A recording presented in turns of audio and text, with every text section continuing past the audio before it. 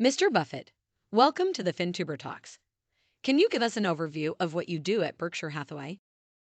Charlie and I allocate your savings at Berkshire between two related forms of ownership. First, we invest in businesses that we control, usually buying 100% of each. Berkshire directs capital allocation at these subsidiaries and selects the CEOs who make day-by-day operating decisions. When large enterprises are being managed, both trust and rules are essential. Berkshire emphasizes the former to an unusual, some would say extreme degree. Disappointments are inevitable. We are understanding about business mistakes, our tolerance for personal misconduct is zero. In our second category of ownership, we buy publicly traded stocks through which we passively own pieces of businesses. Holding these investments, we have no say in management. Our goal in both forms of ownership is to make meaningful investments in businesses, with both long-lasting favorable economic characteristics and trustworthy managers. Please note, particularly, that we own publicly traded stocks based on our expectations about their long-term business performance, not because we view them as vehicles for adroit purchases and sales. That point is crucial. Charlie and I are not stock pickers, we are business pickers. Over the years, I have made many mistakes. Consequently, our extensive collection of businesses currently consists of a few enterprises that have truly extraordinary economics, many that enjoy very good economic characteristics, and a large group that are marginal. Along the way, other businesses in which I have invested have died, their products unwanted by the public. Capitalism has two sides. The system creates an ever-growing pile of losers, while concurrently delivering a gusher of improved goods and services. Schumpeter called this phenomenon creative destruction. One advantage of our publicly traded segment is that, episodically, it becomes easy to buy pieces of wonderful businesses at wonderful prices. It's crucial to understand that stocks often trade at truly foolish prices, both high and low. Efficient markets exist only in textbooks. In truth, marketable stocks and bonds are baffling, their behavior usually understandable only in retrospect. Controlled businesses are a different breed. They sometimes command ridiculously higher prices than justified but are almost never available at bargain valuations. Unless under duress, the owner of a controlled business gives no thought to selling a panic-type valuation. At this point, a report card from me is appropriate. In 58 years of Berkshire management, most of my capital allocation decisions have been no better than so-so. In some cases, also bad moves by me have been rescued by very large doses of luck. Our satisfactory results have been the product of about a dozen truly good decisions that would be about one every 5 years, and a sometimes forgotten advantage that favors long-term investors such as Berkshire. Mr. Buffett, you are widely regarded as one of the most successful investors of all time. Can you talk about what you believe is your secret sauce for investment success? In August 1994, Berkshire completed its 7-year purchase of 400 million shares of Coca-Cola. The total cost was $1.3 billion, then a very meaningful sum at Berkshire. The cash dividend we received from Coke in 1994 was $75 million. By 2022, the dividend had increased to $704 million. Growth occurred every year, just as certain as birthdays. All Charlie and I were required to do was cash Coke's quarterly dividend checks. We expect that those checks are highly likely to grow. American Express is much the same story. Berkshire's purchases of MX were essentially completed in 1995 and coincidentally also cost $1.3 billion. Annual dividends received from this investment have grown from $41 million to $302 million. Those checks, too, seem highly likely to increase. These dividend gains, though pleasing, are far from spectacular, but they bring with them important gains in stock prices. At year-end, our Coke investment was valued at $25 billion, while MX was recorded at $22 billion. Each holding now accounts for roughly 5% of Berkshire's net worth, akin to its weighting long ago. Assume for a moment I had made a similarly sized investment mistake in the 1990s, one that flatlined and simply retained its $1.3 billion value in 2022. An example would be a high-grade 30-year bond. That disappointing investment would now represent an insignificant 0.3% of Berkshire's net worth and would be delivering to us an unchanged $80 million or so annual income. The lesson for investors: the weeds wither away in significance as the flowers bloom. Over time, it takes just a few winners to work wonders. And yes, it helps to start early and live into your 90s as well. That's a great lesson, Mr. Buffett, and the past year has been incredibly challenging for many businesses and investors. Can you talk about how Berkshire Hathaway performed? Berkshire had a good year in 2022. The company's operating earnings for income calculated using generally accepted accounting principles GAAP, exclusive of capital gains or losses from equity holdings, set a record at $30.8 billion. Charlie and I focus on this operational figure and urge you to do so as well. The GAAP figure, absent our adjustment, fluctuates wildly and capriciously at every reporting date. Note its acrobatic behavior in 2022, which is in no way unusual. The GAAP earnings are 100% misleading when viewed quarterly or even annually. Capital gains, to be sure, have been hugely important to Berkshire over past decades, and we expect them to be meaningfully positive in future decades. But their quarter-by-quarter gyrations, regularly and mindlessly headlined by media, totally misinform investors.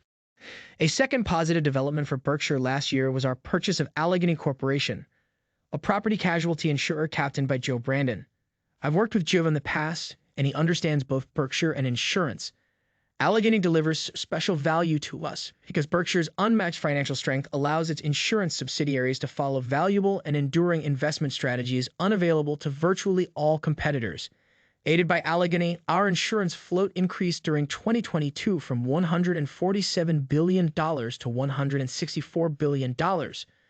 With disciplined underwriting, these funds have a decent chance of being cost-free over time. Since purchasing our first property casualty insurer in 1967, Berkshire's float has increased 8,000-fold through acquisitions, operations, and innovations. Though not recognized in our financial statements, this float has been an extraordinary asset for Berkshire. A very minor gain in per-share intrinsic value took place in 2022 through Berkshire share repurchases, as well as similar moves at Apple and American Express, both significant investees of ours. At Berkshire, we directly increased your interest in our unique collection of businesses by repurchasing 1.2% of the company's outstanding shares. At Apple and MX, repurchases increased Berkshire's ownership a bit without any cost to us. The math isn't complicated. When the share count goes down, your interest in our many businesses goes up. Every small bit helps if repurchases are made at value-accretive prices. Just as surely, when a company overpays for repurchases, the continuing shareholders lose.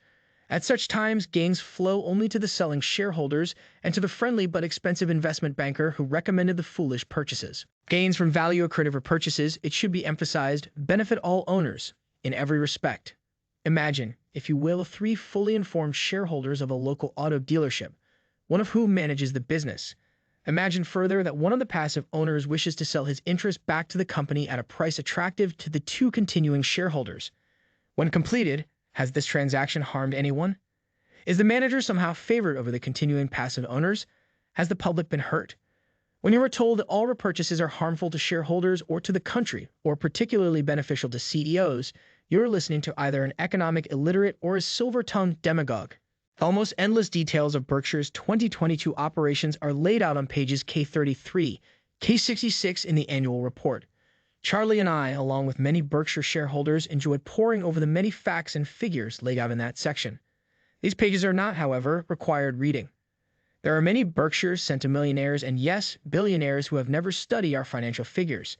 They simply know that Charlie and I, along with our families and close friends, continue to have very significant investments in Berkshire, and they trust us to treat their money as we do our own. And that is a promise we can make.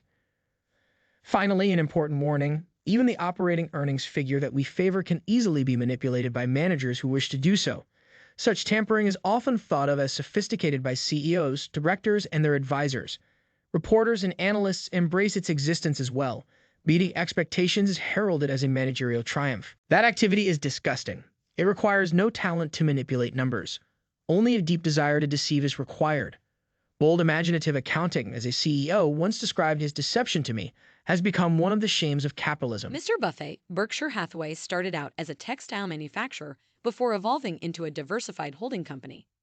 Can you talk about how the company's strategy has evolved over time and how you have adapted to changing market conditions? In 1965, Berkshire was a one-trick pony. With that business on a death march, Berkshire needed an immediate fresh start. Looking back, I was slow to recognize the severity of its problems. And then came a stroke of good luck. National indemnity became available in 1967, and we shifted our resources toward insurance and other non-textile operations.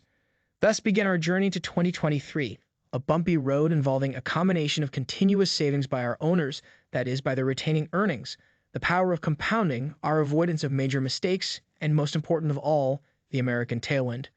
America would have done fine without Berkshire. The reverse is not true. Berkshire now enjoys major ownership in an unmatched collection of huge and diversified businesses.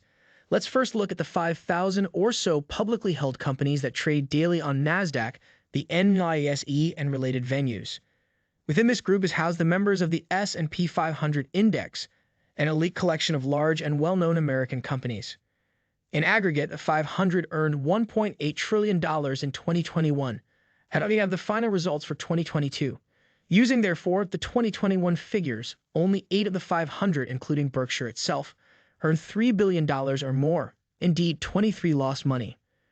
At year-end 2022, Berkshire was the largest owner of 8 of these giants: American Express, Bank of America, Chevron, Coca-Cola, HP Incorporated, Moody's, Occidental Petroleum, and Paramount Global.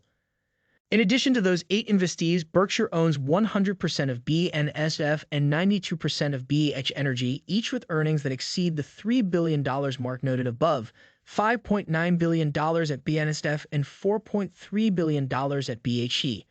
Were these companies publicly owned, they would replace 2 present members of the 500. All told, our 10 controlled and non-controlled behemoths leave Berkshire more broadly aligned with the country's economic future than is the case at any other U.S. company. This calculation leaves aside fiduciary operations such as pension funds and investment companies. In addition, Berkshire's insurance operation, though conducted through many individually managed subsidiaries, has a value comparable to BNSF or BHE. As for the future, Berkshire will always hold a boatload of cash and U.S. Treasury bills along with a wide array of businesses. We will also avoid behavior that could result in any uncomfortable cash needs at inconvenient times, including financial panics and unprecedented insurance losses. Our CEO will always be the chief risk officer, a task it is irresponsible to delegate.